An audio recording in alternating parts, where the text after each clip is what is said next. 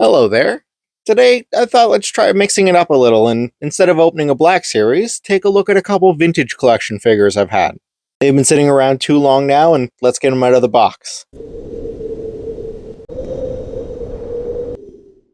First, we'll start with General Lando Calrissian.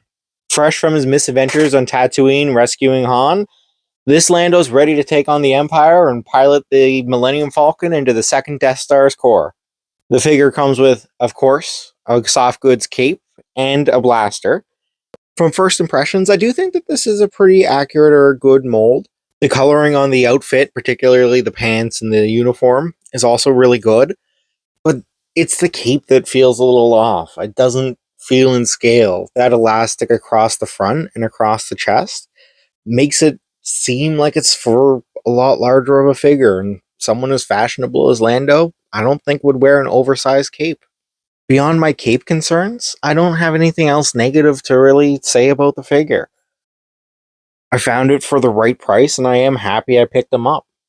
I want to say that I am also a fan of the chest holster, and the only problem I can see with it is, frankly, me, when next time I knock this figure over, losing that little pistol. Hey, so it's editing Will here, and I realized, because my office is in such a chaotic mess after I recorded this video, that I also had the 6-inch Black Series. So of course you know that means more cape talk. The big thing to mention is the larger size, or the 6-inch, allows for a more detailed clasp, which is sort of what was bugging me about the vintage figure. But you can also see the 6-inch gives you more detail on like the chest plate and the insignia he has in his collar. The Black Series also has a bit of a lighter blue for the pants, and the tan of the arms is just a little different. I think they're both good figures, and I will say the General Lando costume is probably one of my favorites. If you're looking for a detailed Return of the Jedi shelf, I think that these ones are both going to stand out. That's all I have for my comparison of the 6-inch and 3 3/4, so let's go back to the video. Well, moving along, we have our second figure for today, Nien Nunb. Frankly, I got a little tired of waiting for him to show up in the Black Series, so I figured why not get a vintage collection figure. I did see it was on sale for the right price, and they are still floating around, so if you're considering getting a Nien Nunb, you can probably find them at Walmart or Target or whatever store you have wherever you live. But he's a no-brainer for me, and considering I had the General Lando, I thought they'd be a great pair together to display on a shelf next to a Falcon. Now, I do have a confession to make because I always forget how bright red his outfit is. Over the summer, I picked up a Power of the Force figure, and you'll see that in a moment or two here. And the color's a little more faded or a little lighter, so this vintage collection one really pops. As with most of these, I really enjoy the details that go into things like the vest and how it looks, as well as the wrinkles on the clothes that make them look like they are being worn, instead of some sort of smooth fabric.